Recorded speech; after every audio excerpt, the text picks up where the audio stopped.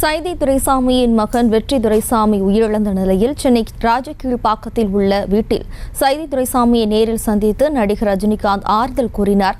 கூடுதல் விவரங்களோடு நமது செய்தியாளர் சிவபிரகாஷ் இணைகிறார். வணக்கம் சிவபிரகாஷ். விவரம். வணக்கம்.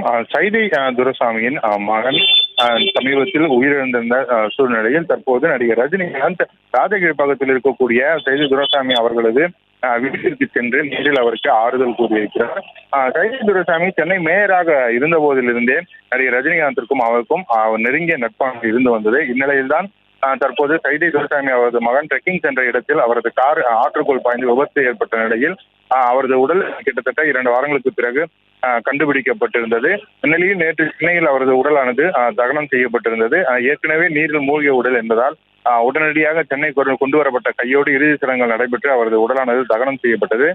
இந்நிலையில் சைதை துரைசாமி அவர்களது நண்பர்கள் பலருக்கும் நேரில் சென்று அஞ்சலி செலுத்த முடியாத ஒரு சூழ்நிலை ஏற்பட்டது. இதன் காரணமாக நடிகர் ரஜினிகாந்த் இன்று அவரது வீட்டிற்கு நேரில் சென்று அவருக்கு ஆறுதல் கூறியிருக்கிறார்.